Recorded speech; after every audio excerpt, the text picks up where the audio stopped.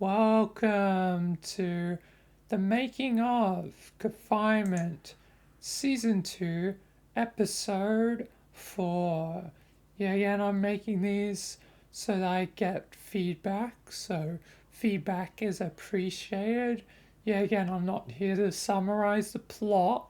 I'm here to show my making of process, so if you want to watch the episode itself, please consider watching the original, full video. But yeah, again, an hour is a lot of time. But yeah, this first scene was pretty simple scene. Just Connor, and then Connor and Michael, and eventually the Dark One, Connor's demon, finally revealing itself, a being of the living darkness. And from my series technically, but also makes kind of sense with, with the old stuff, because I guess this is a time where I need to bring up the old stuff. I always use the Lord Bung re-upload channel and not my own re-uploads. I don't know why, but I guess it's just easiest to find them by just going here, where if I went to my channel I'd have to scroll for a while. So I guess this is just to save time. Anyway, for proof that's kind Draw of your last. living darkness is that the weird creature thing has a bunch of white eyes. It's also kind of a dark figure. And even there, it's darkness corrupting. And one of the things is in his mind there's Connor, I'm going to be straight. There's an eye that appears. And the creature room with, in I'm the pretty thing damn tame and boring.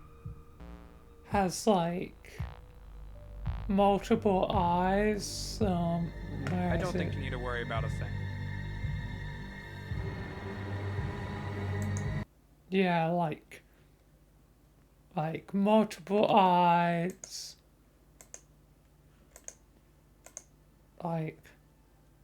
Very much darkness,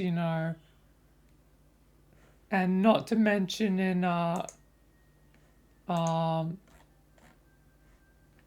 episode 1, Get out. Mr. right Connor, near the remember end, there's just straight up a living darkness being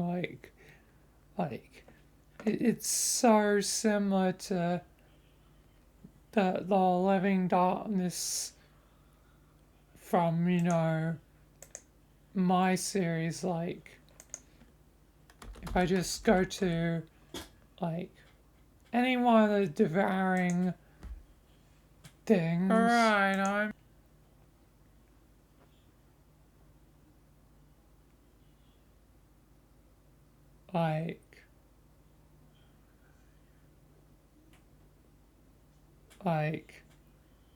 where's a good point where it shows the goats?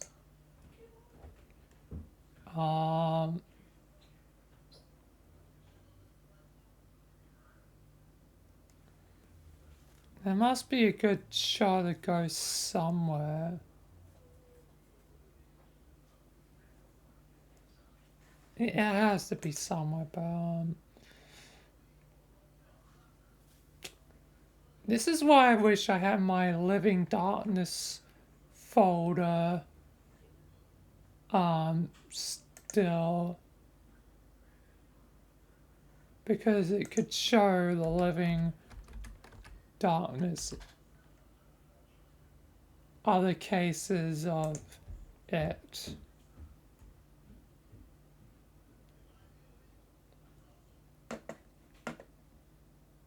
But yeah, I guess just the best example, is that what was used in the episode.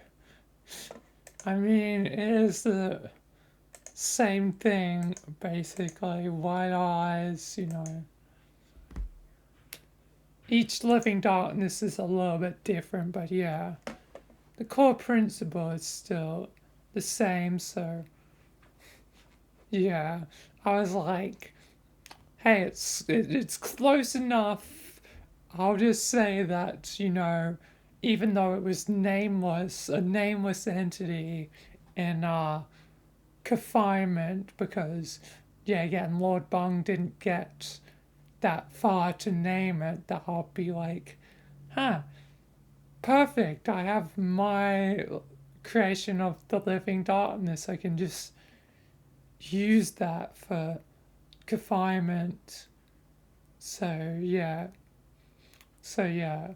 Even though it's technically, my creation, from the many episodes, where the living darkness has appeared, um, it was able, seamlessly, be a part of, confinement's thing.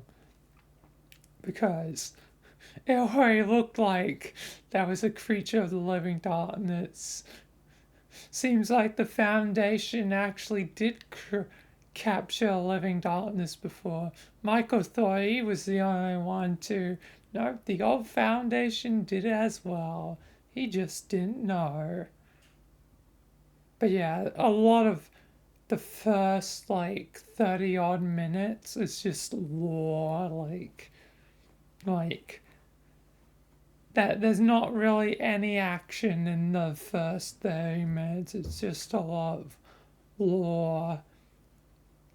But there's the fight stuff. The big old fight scene. Also, it doesn't show here, but I did get copyrighted this time for using a chainsaw blood. I guess it's just like that saying, first time, shame on you, so shame on them for you missed it. You missed the catching it by copyright, then shame on me for the second time. Which aptly enough copyright time, so yeah. Funny enough. But yeah. And you're going, Connor, you want right. But yeah, I used the chainsaw blood thing to attack. But I won't play it all because, but yeah, again, it's, I guess, Connor's theme for his demon form that I'm using, even though only part of the scene is actually looking at Connor, but still wanted to use it. Although, no transformation sound for this one, the darkness sound that, because it was a jump cut in time, so I didn't use the sound, so yeah. Yeah, again, one of those creative choices where I choose not to use the, original sound mainly just because of the time jump, which I obviously did in episode 3, but obviously with episode 3 with, the death sound, I did use it earlier in the episode, but for this episode, the transformation sound wasn't used at all. But yeah, But yeah, there's a big old battle that happens. It happens fairly quickly. The MTF just absolutely wrecked them. Like I don't think many of the MTF died. Like, it was just a slaughter. So yeah, it was kind of funny, but yeah, but then it's just them talking a bit. Then the first time in the series where it's a first person perspective. This is because one um um VR chat streaming like camera for some reason is only able to be used in VR, which means I can't have, the camera just looking at me from like a distance for some reason, and it's kind of annoying.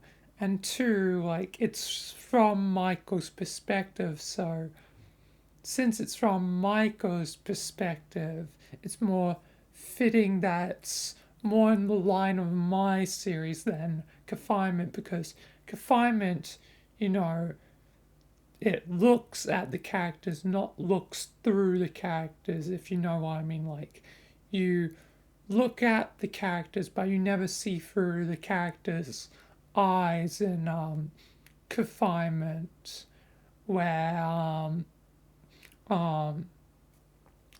in my series, you're always almost, like always looking through, Michael's eyes or Jimmy's eyes or one of the characters' eyes. It's always through their perspective. So, yeah, it's always that perspective. So, that's why it's used here, because it fits to my series, and also I literally did not have the option to do the alternative, because then I would have to get in VR, and that's kind of annoying when you have a goddamn Oculus Rift. And if you know anything about Oculus, or now they're called Meta or whatever, um, um, their VR sucks, because after like a year of owning it, the controllers will have drift. Universally, it's a universal problem. I don't believe anyone if they say that they don't have drift for their controllers. You probably haven't had it long enough to have drift, but it'll happen eventually. Sooner or later, it will happen. It is inevitable. The VR drift is real for Oculus, or I guess Meta now, but yeah. But yeah. So this is the first and currently only scene where it's from a different camera perspective. And also, it's quite a long one because it's also lore related, but it returns back to normal perspective for the ending. And yeah. But yeah, that is the making of season 2, episode 4. Not as many gags, I guess. This one was a lot more of a serious episode, yeah, again. More of the gags and stuff were in, episode 3 and the confinement special. So yeah, they're the ones that had, the running gags. I mean, there was one of the running gags in episode 1 as well. No, it wasn't episode 1. It was episode 8, yeah. Episode 1 was the shift, so episode 1 was one of the serious ones. Episode 2 was less serious, but still a lot of talking, so not really any of the running gags in it. So, yeah, the second episode being the reunion was fairly similar to episode 1 and didn't have any of, the running gags or jokes. So, yeah. But, yeah. So, yeah. But, yeah,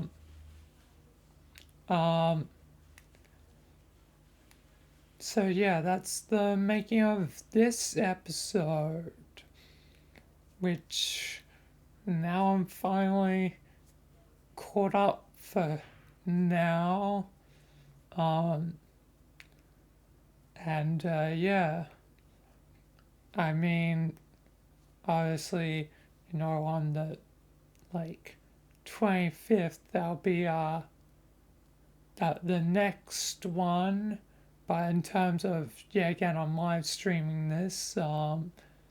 I don't know when I'll stream the next one because I've been going ham the last few days, working on all these at the same time. But now it's like I'm finally caught up. I can rest a bit before tackling the next one.